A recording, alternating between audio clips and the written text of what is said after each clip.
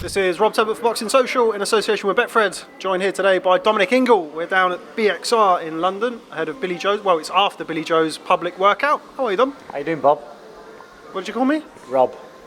Did you call me Bob? No, they call you Bob. I'm all right. In Sheffield, all right, Bob. That's what they say. Yeah, in Sheffield they do. Well, we know a lad who uses that phrase. All right, Bob. That's what you're saying. You don't actually know people. You're not that friendly with them. Are you not that friendly with me? I am, of course I am. Otherwise, you wouldn't be getting an interview, would you? Well, I'm very grateful to hear that. Let's start with Billy Joe Saunders. You're back together. Talk to me a little bit about that. How did that come about? Yes, it's it was never an issue in the first place. We had a good couple of fights before with Monroe and Lemieux. He won the world super middleweight title with Ben. Did a good job there, and he's got a big future in front of him now. He's obviously with Matchroom, big fights ahead, and the door was always left open for Billy. Even when he went, we didn't have a fallout. I said anytime you need to come back, if you need any help, I'm always there. I understand what you got to do. You need to move around, do your thing, and he's found himself back in the gym, and everything's flowing at the minute. Well, when I spoke to Billy Joe after he initially went to go and train with Ben full time, he said that potentially distractions in Sheffield were one of the reasons. Now he's gone back into the gym. I assume those distractions are either not an issue or that maybe wasn't the case. Tell me about that. Maybe the distractions weren't anything to do with the boxing gym, but who knows? But listen, it doesn't really matter, whys and wherefores. With boxing, you're training for a fight. You're training for a fight, 12, 16-week camp. You do your fight, you have a bit of downtime, you think about what you want to do next. And I don't think any time really in Billy's career he's had an actual plan put in front of him. It's never been really consistent. And for people like Billy who are easily distracted, you need points in the year where you know you're going to be fighting. You look at Mayweather, he always fights in May, always fights in September, you've got to work towards them dates. It was never plain sailing for Billy. And I think when he considered himself right up there with the likes of Golovkin and Canelo, the middleweight champions, that he probably thought he should be getting the same treatment. And it never quite picked up after the Lemieux fight. He had a fantastic fight against Lemieux, and I think he thought big fight's going to happen, and they didn't. And he kind of lost his way a little bit. So he picked himself back up. He's won another world title at a higher weight. He's with the right team now, and he's going to get put into the fights whether he likes it or not. He's there to have a fight. He's 30 years old. He hasn't got time to waste now. He's got to throw himself into the mix. He left you as a 160-pounder. He comes back as a 168-pounder. What's your thought on that? You're somebody who has a solid understanding of the physiological side of things and weight management, etc. Are you happy with him as a super middleweight as opposed to middleweight? Yeah, he can fight at super. He's big enough. He's a big middleweight for me. He's very, very thick set. But I think at the right fights, he would motivate himself to get back down to to the middleweight limit. So it's going to be what the fights are. I think he could quite easily operate between middleweight and super middleweight. I don't think light heavyweights any good for him. I know Canelo's gone up to fight Kovalev, but I think for Billy the ideal weight is middleweight to super middleweight.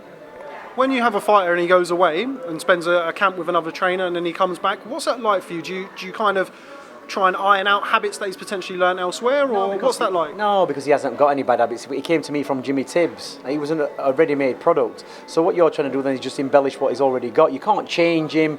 We worked on his fitness and his diet better. And when he came, went from me to Ben or from Ben to me, nothing's changed. It's the same. There's nothing. He wouldn't know he'd even been away, because Billy knows how to control his boxing. He just perfects the shots that he wants to perfect. He hasn't really got any bad habits. His bad habits are eating junk food and taking too much time off between fights. That's it. Boxing wise, when he's switched on, he's the easiest kid to train in the world. Last time that you were with Billy Joe Saunders, before the Andrade fight, there was the well publicised Vada issues. What can you say to fans who are potentially looking back at that with you and him reuniting for this? Are you taking things a little bit more carefully this time? Are you looking into things a little bit clearer or deeper? Listen, the best drug organisation in the world is UKAD, is UK Anti-Doping under the WADA umbrella. VADA's just an operation set up in America because they have USADA, but they're not as regular. Fighters aren't as regularly tested as the UK fighters. So there's an imbalance there. We could have a fighter in the UK, who's getting drug tested rigorously, and in America they're not. They get tested after the fight. It's not fair. So you have to sign up to that. If you're fighting an American opponent, it's better for the English fighter to be on VADA. VADA have got slightly different rules about what they call, in competition. I don't care what anybody says. In competition is the day you fight. VADA class is the day you sign the contract for your training your training camp. That could be 10 weeks. That's not competition. So it was actually one of the rules that we infringed. So it's he didn't get a ban. he's still boxing. Otherwise, that kind of thing in the UK, getting a ban for that, you're talking 2 to 4 years. But he's still boxing. So everybody blew that out of proportion. Made a thing of it. All right, he had a little bit. He got his ranking lowered in the WBO, but he still came back as a champion. So it's a lot of smoke and mirrors, to be honest. And it benefited at the time. Realistically, it benefited Eddie Hearn and Andrade. They nicked that title. We're working with Eddie, but they nicked that title off Billy Joe Saunders. That's as plain and simple as it is. So Billy will always rise to the top, and he's proved his point, hasn't he? So, there's not going to be any issues. He's still going to be Vada tested because he's fighting American fighters. It was a case of not reading the small print and thinking that all drug testing organisations have a uniform code. Well, under WADA they do. United States Anti-Doping, UK Anti-Doping, all them organisations who are signed up to WADA, it's all uniform. VADA is an independent collection agency, that's what it is. But he will be under VADA for this fight because he's boxing in America this time around, so he will be under VADA for that, is that right? I think the contract he's got with Eddie Hearn, because they have a lot of fights in America, it's going to be under VADA, but he still gets tested by UKAD, that's our organisation, that's by the British Border Control, regardless of what's... And obviously we've got the issue there with Dillian White, who's tested by VADA and UKAD and all these, and it can get complicated. But like I say, we ain't got a problem with that. It protects Billy as much as it protects anybody else. You mentioned that kind of having UKAD, USADA, VADA, WADA, like a lot of fans are very confused by that. What do you think could be done to make it a little bit simpler all around, not even for fans, but for trainers, for fighters, etc.? I don't think there is ever going to be an easy way. I do think the VADA system is good because it needs tidying up in America. I've been in America years back when, sometimes you don't even get drug tested after a world title fight. So, at least it's like when Kell Brook boxed Golovkin when he boxed Errol Spence. He was tested by UKAD, VADA, USADA. He had 3 different organisations testing him. Well, it was all good. It's not a problem. I don't think you can iron that problem out. It's always going to be the same. But we definitely need VADA in there, to keep up the American side clean. You mentioned Kell Brook, another person who's returned to you. I don't know what it is about you, Dom, that people can't stay away once they leave. Talk to me a little bit about Kell coming back into the gym. It's something that you kind of preempted a little bit at one point, I remember. Yeah, I mean, he might have left physically, but mentally they're always in that place. He's been there since 10 years old, and people do fancy a change. You're walking into the same gym day in, day out for 20 years. It can get a bit daunting or a bit boring, and sometimes you have to do something different to realise, that's where I want to be. He went off and did his own thing, he scraped through that fight. He could have put in a much better performance, and Zarafa had a good win the other week against Jeff Owen. Maybe that made Kell's wins better, but to be honest, looking at that opponent when I saw him, I thought, Kell being on form, he'll stop this kid in 6 rounds, he'll get the calm fight, get a big payday and finish. And he didn't really go to the script, so I didn't particularly expect him back because I thought he would beat that kid quite easily and think, well, yeah, I've proved a point, I can do it on my own, I'll take the calm fight and I'm off.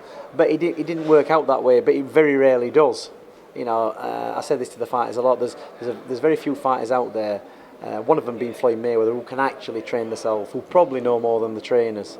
He knows how to train himself, he knows how to fight, he knows what opponents to have. There's very few fighters like that, and it's a case of bringing these fighters to the peak, giving them the game plan and sending them in, they do the fighting. Some fighters don't need that, very few, but most do. And I think that was the case with Kell Brook. He made a very hard job out of the Zarafa fight, and at the end, it was on his own natural ability and boxing IQ what got him through that fight.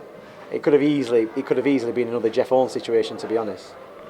154 or 147 pounds. Where's Kell going to land? Same again.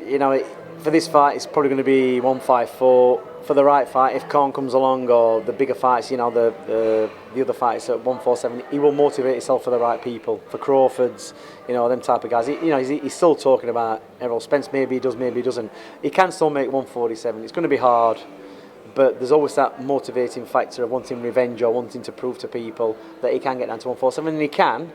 But it's a very lonely place. It's a hard, long camp. But that'll determine whether he's actually, going to get in the big fights. If he gets down to 147 and does it well, then he can put his money on him against any of those guys. If he can make that weight safely and comfortably, and he looks good, then there's going to be a lot of people in trouble at that weight. And you believe he can do that?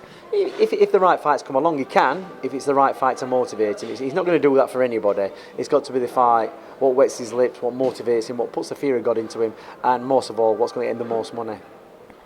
You mentioned Errol Spence. He's in action this weekend against Sean-Porter, two opponents that you know very well from your time with Kell. What do you make of that fight? Good fight. You know, Sean-Porter's proved himself. He got beat against Kell Brook, but then became champion. He's been in some tough fights, beat some good kids. Errol Spence, new kid on the block. You know, he beat Kell Brook, and it'd be an interesting matchup. I think Spence being a southpaw is going to cause Porter problems. He's tall, Spence uses his jab well. Porter likes to get in close, and Spencer's very good body work as well.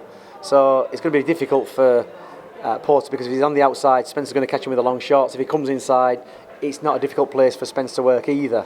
So, you know, Porter's going to have his best game. I think Spencer's going to win on points. And just finally, another man, Ingle Jim. Kid Galahad, Barry, has got himself another IBF final eliminator, is that right? Yeah, he's working on that now with the guys in America, so that should be announced in the next couple of days. So just waiting. He's never out of the gym. I think he's had a week off since he boxed Josh Warrington. He's been back he's in the gym consistently. So it's a case of just getting the date for that and working towards that as well. And hopefully sometime in the new year, be another world title fight. How much did he learn from the Warrington fight? There's a lot of things to learn, but nothing to do with the boxing. Maybe the setup, you know, how it all worked out, promoter's kid, how they put the officials in all English. There's lots of reasons why. You know, they're talking about snatching the title away from the champion. At the end of the day, Josh Warrington had to come down off a cloud 9 after Galahad. He had some good wins against Frampton and Selby. Thought he was better than he was, and you know, the style to beat him was a game plan that Galahad put on him. He hit him with more shots, he landed with more shots. Josh threw a lot, didn't land with as many. For me, he won that fight. He got a lot of credibility from it. We heard Warrington talking about all these big fights and unifications fights in America. They've just faded into nowhere. At the end of the day, he just didn't want to box Galahad. He was talking about, you know, Santa Cruz and Valdez, and you know, who's he fighting next? You know what I mean? He's fighting a nobody next. So I know he's going to get excited by that, are they? So it's going to be interesting to see where Josh Warrington goes next, because I don't believe he's going to get them big fights. So we'll just have to wait and see. If he doesn't get those big fights, do you imagine a situation where he vacates his title rather than face Barry for a second time? I don't know. I don't think so. He's a fighter. You know, the one thing about Josh Warrington, he can fight, and you know, not many fighters are going to do that. He will take the fight, and if he wins, he wins. If he takes the loss, he takes the loss. You can't say it that way from him, but it must be a frustrating situation for him. He's an IBF champion. We had a similar situation with Kell Brook. You know, didn't get him the big fights, and as a fighter, as a champion, you know, when he did get past Barry and get there, yeah, you should have been looking for those big fights, because that's another thing. You need to motivate yourself and get into those big fights. I think he wants them. I think he does. You know, I do think he wants those fights, and he wants to match himself against the best. I just think where he's at, promotion-wise, they're not going to be able to deliver. So, you know, it's a frustrating position for Josh, and you can't take that away from him. He will have a fight. So, you know, good luck with that. Just finally, you make a very good point there about Kell throughout his career, and you know, the issues that he had getting those really, really big fights. What's the plan now for Kell? How does he cement that legacy? Do you look back with regret the fact that, I mean, he won a world title at 147 when Manny Pacquiao was still active, when Floyd Mayweather was still active. Obviously, the Khan thing has dragged on for a number of years. How do you look at those now, or do you very much put that behind yourself and try and kind of solidify his legacy this way? Yeah, I don't look back. I mean, time's gone, but I don't think, you know, much in the same way. We got Billy Joe Saunders. You know, he was a legitimate champion at middleweight, and you never got people like Canelo or Golovkin wanting to challenge him. And 1 minute it's because he's not a big name or he doesn't put in a good performance. Then he puts in a good performance, and they still don't want to fight him. And it's, you know, I believe that Billy was avoided just like Kell was, because realistically, you know, those two fighters in the prime were a nightmare for anybody. Anybody who can move and box, especially Billy Joe Saunders, would be a nightmare opponent for Golovkin. Don't forget, we faced Golovkin with Kell Brook, and Kell Brook's a different fight to Billy Joe Saunders. But he has got, you know, and he's a natural middleweight, whereas Kell was coming up. So, you know, I think Billy would be all wrong for Golovkin, especially now he's knocking on a little bit Golovkin. But nobody's beating Billy's door down. It's just one of those things. You know, I wouldn't want to fight Billy Joe Saunders fight with them either. But as far as Kell's concerned, I think we need to get this, because he's had so much time out of the ring. It's always a case of, you know, he needs to have a fight to see where he's at. he looked great against Rabchenko a year or so ago. He was on the roll then, and then he boxed Zerafa, and it all went wrong, and he's been out a year. You've got to have momentum as a fighter. He'd had time out after Spence when he boxed Rabchenko, you know, talking about retiring, all these things, but he came back good. He looked good, powerful, strong against a decent opponent, and really needed to build from that point onwards, but he didn't. You know, the momentum got crushed again. So basically, we're back to square one. Let's have a look at him in this next fight. Hopefully he's out before December, before the end of the year. See what he's got, and then get him back out early in the new year and try and get some momentum in the next 12 months. You know, he's never took a lot of punishment in fights, apart from the eye sockets. So, you know, he speaks very clearly, he's got all his faculties. I look at Khan now, and he's starting to slur, and he's been knocked out a few times, and I don't care what anybody says, when you're taking big shots in a ring and getting knocked out, it damages you. It does. There's no two ways about it. It might not be showing then, but further down the line it does. And Kell Brook's got none of that. Okay, well, Dominic Ingle, always a pleasure to sit down and speak to you. Thanks very much for speaking to Boxing Social. Look forward to catching up with you soon. Thanks a lot.